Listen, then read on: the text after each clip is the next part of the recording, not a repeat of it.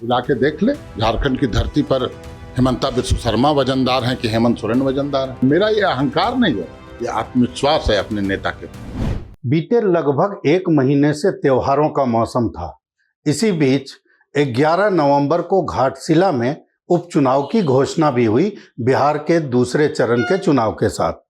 अब छठ के बाद स्टार प्रचारकों का तांता लगना शुरू हो रहा है।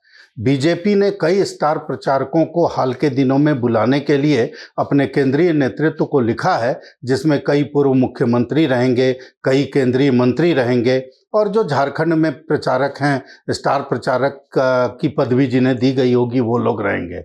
जेएमएम की क्या रणनीति है, जेएमएम में आखिर मुख्यमंत्री और कल्पना जी कब तक जमीन पर उतरेंगी, ये बातें जो है बहुत महत्व रख रही हैं। हमारे साथ जेएमएम के केंद्रीय प्रवक्ता मनोज जी हैं।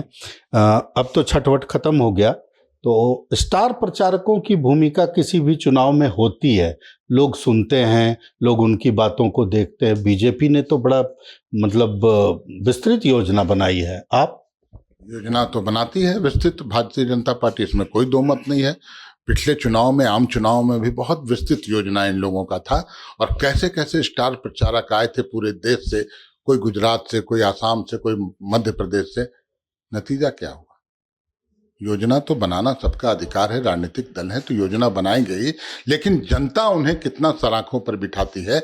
आप एक दो चुनावी सभा कवर करें, वहां आप खुद देखेंगे कि भीड़ कितनी है, लोगों में जनसमर्थन कितना है और उसी से आप अंदाजा लगा सकते हैं कि घाटशिला की जनता की आवाज क्या है। मनोज जी, एक बात क्या होता है ना, एक ठीक है, जीते पिछले विधानसभा चुनाव में आप लोगों ने प्रचंड जीत की, बीजेपी को बहुत नीचे पहुंचा दिया, तमाम बातें हैं, लेकिन एक जीत के आधार पर ये अहंकार जो है, क्योंकि कई मुख्यमंत्री आएंगे कई राज्यों के, तो क्या उनका कोई वजन नहीं होगा? क्या केंद्रीय मंत्री आएंगे तो उनका कोई वजन नहीं होगा?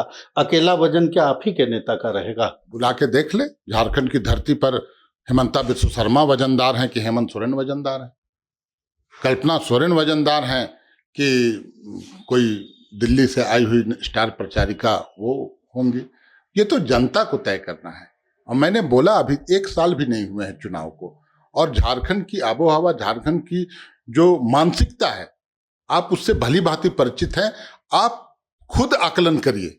मैं आपसे अनुरोध करूंगा, आपको भी लगेगा कि मेरे बातों में दम है। और मेरा ये अहंकार नहीं है, ये आत्मविश्वास है अपने नेता के प्रति, और हमारे नेता को जो जनसमर्थन मिलता है उसके प्रति, हमारे नेता जिन मुद्दों को लेकर जनता के बीच जाते हैं उसके प्रति। हम जुमलेबाजी नहीं करते, हम जो वादा करते हैं उसे निभाते हैं, उस पर हमें विश्वास है। लेकिन बीजेपी जो बातें हैं, जो चीज़ें सामने हैं, क्योंकि मुद्दों को लेकर के प्रचार करने के लिए नेता लोग जाते हैं, तो आप 1 साल पहले भले ही चुनाव हुआ, लेकिन 6 साल से सरकार है, और इन 6 वर्षों में जो, जैसे बाबूलाल मरांडी बार बार बोलते हैं, तो स्वाभाविक रूप से जब बीजेपी के बड़े नेता आएंगे तो जो बाबूलाल मरांडी बोलेंगे उन बातों को फीडबैक के रूप में उनको दिया जाएगा।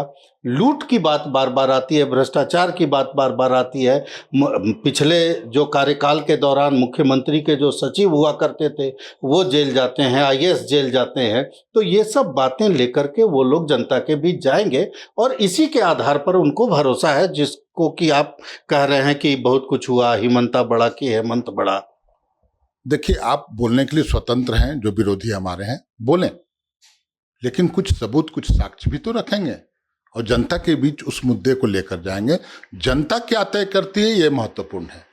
आपने तो आरोप लगाया था, आपने 5 महीना एक आदिवासी का बेटा को, आंदोलनकारी का बेटा को, तमाम हम झारखंडियों के नेता हेमंत सोरेन जी को जेल के सीख चौक के पीछे भेज दिया। ठीक है, आपका वो पावर था, आपने अपने प्रभाव का दुरुपयोग किया और भेज दिया। क्या कुछ हुआ? क्या कुछ अदालत ने टिप्पणी की? क्या बेगुनाह नहीं बताए गए? वो बेल भी मिला और जनता ने भी सर आंखों पर बिठाया। नहीं मनोज जी, एक बात तो आपको भी मानना होगा कि चीज़ों को अपने हिसाब से वो भी गढ़ते हैं, आप भी गढ़ते हैं।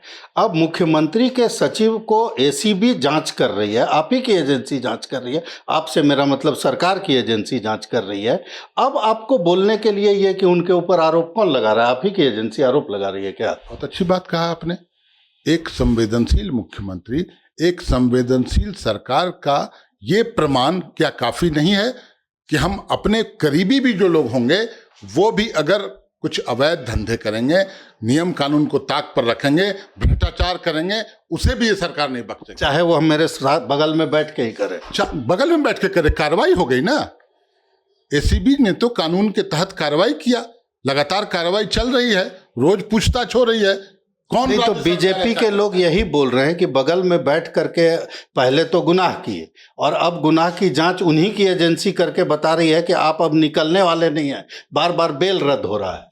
नहीं, आपके बगल में कोई है, अगर वो कोई गुनाह करता है और आपने उसे सजा दिया, आपने उस पर कानूनी कार्रवाई की, तो हम कहाँ अकाउंटेबल हैं? ये बातें हैं ना। जिसने ऐसा किया, जिसने भ्रष्टाचार किया, जिस पर आरोप लगे, जांच एजेंसी, हमारी जांच एजेंसी उसकी जांच कर रही है और जेल में भी गए वैसे लोग। ये बहुत बड़ी बात है। एक मुख्यमंत्री, एक सरकार के द्वारा अपने सरकार के लोग जिन्होंने भ्रष्टाचार किया, जिन्होंने भ्रष्टाचार से समझौता किया, उसको भी बचाने ये सरकार आगे नहीं आएगी। तो घाटशिला में आपको लगता है कि ये सब बातें जो लूट की बातें हैं, ये जब सामने आएंगी तो जनता उसको नहीं समझ पाएगी? अरे लूट की बातें आएंगी सामने, केंद्र में जो लूट मचा है उस पर आएंगी। 1 रुपये में 1000 एकड़ जमीन आएगी बात। इलेक्ट्रोल बॉन्ड में जो पैसा लिया वो आएगी बात। झारखंड को जो आप पैसा रोक रखे हैं वो आएगी बात। सरना धर्म कोड को आपने मान्यता नहीं दी वो आएगी बात। आप यहाँ नल जल योजना, तमाम केंद्रीय योजनाओं के पैसे को रोक रखे हैं, वो बात आएगी। मुद्दे आएंगे जिससे झारखंडी जनता अपने आप को कहीं ना कहीं कनेक्ट करती है, वो मुद्दे आएंगे। तो घाटशिला के मामले में उधर बीजेपी की रणनीति है कि अब बचे हुए दिनों में झारखंड सरकार की जो 6 साल का कार्यकाल है, इस कार्यकाल में लूट की जो बातें उनके मन में है वो करें, और जेएमएम के मन में है कि केंद्र ने जो अन्याय किया है, जो इनके अंदर भाव है, वो भाव जनता के सामने ले जाएं। अब जनता को तय करना है कि किन की बातों पर यकीन करते हैं। भारत एक्सप्रेस के लिए कैमरामैन धर्मेंद्र के साथ मधुकर आनंद, रांची।